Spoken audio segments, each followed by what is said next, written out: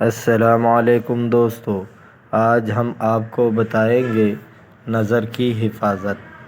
حضرت عیسیٰ علیہ السلام کا ارشاد ہے کہ 3 چیزوں میں بھلائی ہے: بولنے، دیکھنے اور چپ رہنے میں۔ جس کا بولنا ذکر خدا نہیں، وہ بولنا لغو ہے۔ جس کا دیکھنا عبرت کی نگاہ سے نہیں، وہ دیکھنا سہو و نسیان ہے۔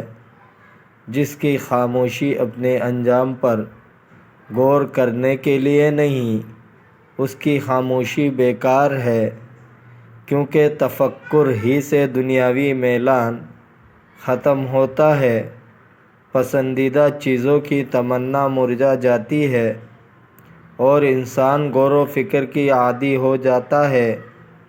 انسان کو حرام چیزوں کی طرف نگاہ نہیں ڈالنی چاہیے، کیونکہ نظر ایک ایسا تیر ہے جو خطا نہیں ہوتا اور یہ ایک زبردست قوت ہے۔ فرمان نبوی ہے: نظر شیطان کے تیروں میں سے ایک تیر ہے۔ جس نے خوف خدا کی وجہ سے اسے حرام سے بچا لیا، اللہ تعالیٰ نے اسے ایسا ایمان عطا کرے گا جس کی لذت وہ اپنے دل کی گہرائیوں میں محسوس کرے گا۔ حکماء کا قول ہے: جس نے اپنی نگاہ کو آوارہ چھوڑ دیا، اس نے بے انتہا شرمندگی اٹھائی۔ یہ آزاد نگاہ انسان کو بے نقاب کر دیتی ہے، اسے ذلیل و خوار کرتی ہے اور جہنم میں طویل مدت تک رہنے کو اس پر واجب کر دیتی ہے۔ اپنی نظر کی حفاظت کر۔ اگر تو نے اسے آوارہ چھوڑ دیا تو برائیوں میں گر جائے گا، اور اگر تو نے اس پر قابو پا لیا تو تمام اعضائے بدن تیرے مطیع ہو جائیں گے۔ افلاطون سے پوچھا گیا کہ دل کے لیے زیادہ نقصان پہنچانے والی چیز کان ہے یا آنکھ؟ اس نے کہا، یہ دونوں دل کے لیے پرندے کے 2 پروں کی طرح ہیں، وہ انہیں کی قوت سے اڑتا ہے۔ جب ان میں سے کوئی پر ٹوٹ جاتا ہے تو وہ اڑنے میں بہت دشواری محسوس کرتا ہے۔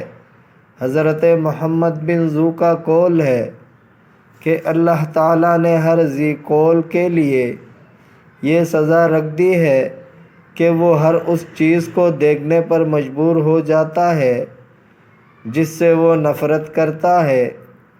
ایک زاہد نے کسی شخص کو دیکھا، وہ ایک لڑکے سے ہنسی مذاق کر رہا تھا۔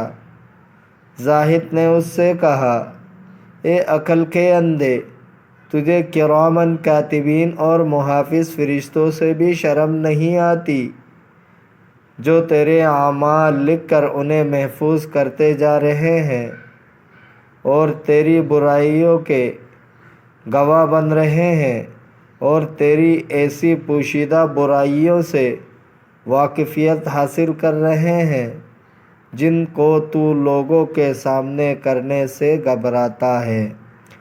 دوستو، اگر ویڈیو اچھی لگی ہے تو لائک کریں، چینل کو سبسکرائب کریں، کمنٹ کریں۔